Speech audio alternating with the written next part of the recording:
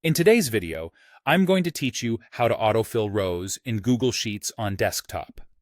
This quick technique helps you copy data or extend formulas across a row in seconds, keeping your sheet consistent and saving time.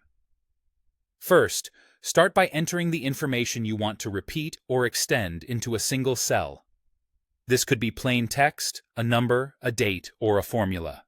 If you're using a formula, remember to begin with the equals sign and reference the cells you want to calculate. For example, you might multiply values from two columns or combine text from different cells.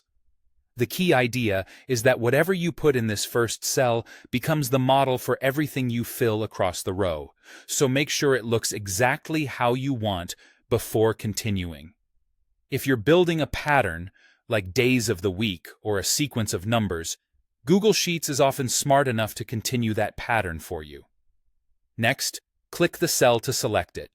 You'll see a green or blue outline around the cell, and in the bottom right corner there's a small blue square. That's the fill handle. If you don't immediately spot it, try hovering near the corner until your cursor changes, or zoom in a little so the handle is easier to grab. This tiny square is what makes autofill work. Now move your cursor over that small blue square, click, and hold.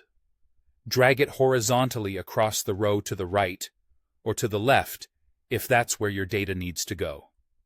As you drag, you'll notice a faint preview showing how far you're filling.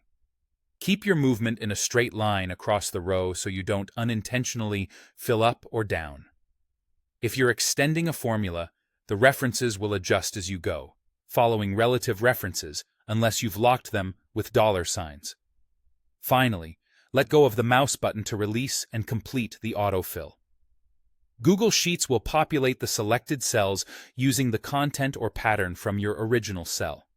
Take a moment to glance at a couple of the filled cells to confirm that the results look right.